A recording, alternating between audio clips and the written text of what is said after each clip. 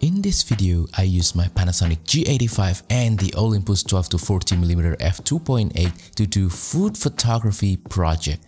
Although this isn't a commercial project, this is still a serious photography project and it requires some professional efforts to make sure everything looks right. So the question, is the G85 and the Olympus 12-40mm enough for this kind of project? Find out more in this video where I will show you what happens behind the scene, how I come up with the pictures, camera and lens settings from POV perspective. Welcome to today's vlog. I'm Gary Weriawan and today I'm doing a little bit of a kind of a commercial photo shoot here in a restaurant in Yogyakarta. So I'm trying to take some food photography and I'm just trying to capture some different kinds of menus and we'll use it for a future menu of this restaurant. Anyway, this is part of my everyday photography vlog. You can check out the other videos right here where I explain how I come up with the pictures, camera settings, all that kind of stuff, lens settings, the focal lengths, that kind of stuff. I think that will be interesting for you if you want to learn more about photography. Anyway, in today's video, I just want to explain really quick the gear that I will be using for today's photo shoot. It will be this guy.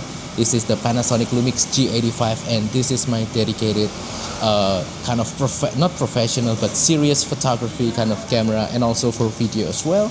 And for the lens, I'm using the Olympus 12-40mm f2.8. I'm hoping to only use this lens for today's photo shoot, but I also brought some other lenses like the 35-100 f2.8. I also brought the fan favorite, the Olympus 75mm f1.8 as well, and some other lenses.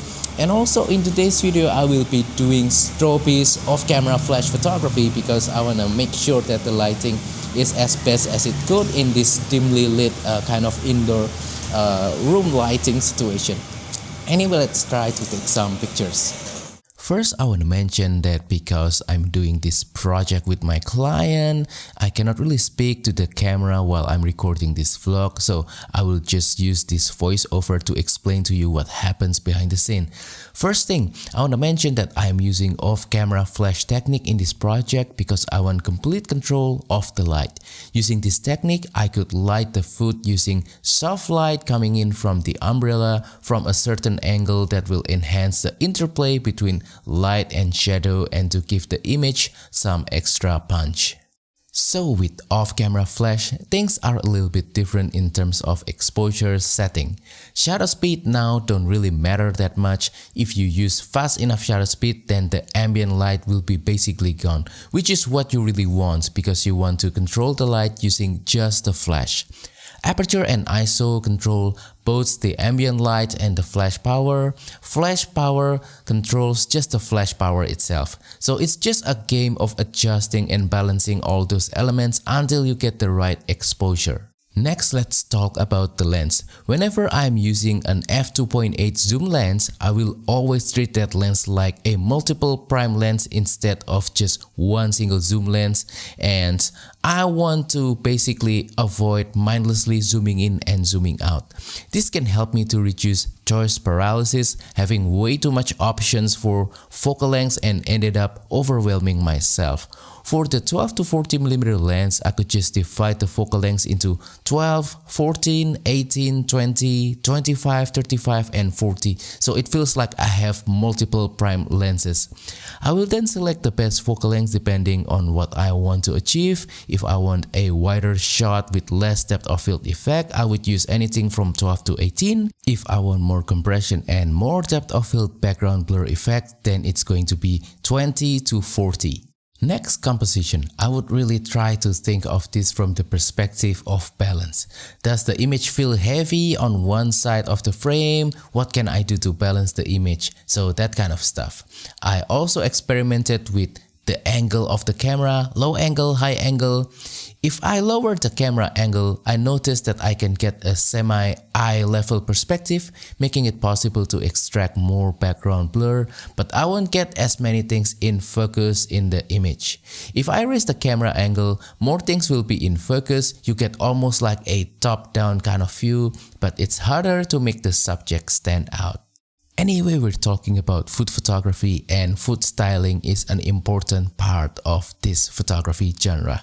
However, I'm not really good with food styling, it's not really my strength, so I asked my wife to help with food styling. But basically, I just want everything to complement the image and nothing should stand out except the subject itself. So I avoid overusing props that don't really add anything into the image. Anyway, with projects like this, anything could go wrong.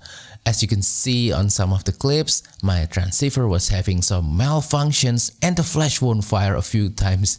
It was annoying and that made me panic a little bit, but you just have to keep calm and try to work on the problems while staying cool.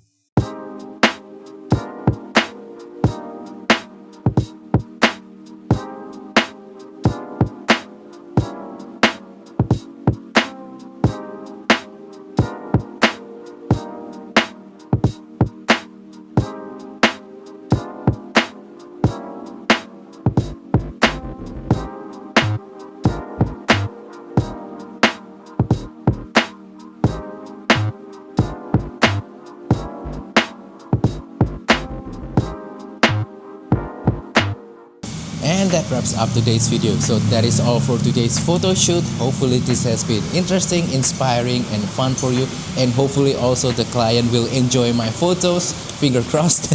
Anyway, let me know what do you think of today's video. Which one is your favorite picture? Let me know on the comment down below. And also if you have any question, please comment down below as well and I will try my best to answer them. Don't forget to support my channel by liking this video, sharing this video, subscribing to my channel down below. Thank you and I will see you on the next video. Goodbye.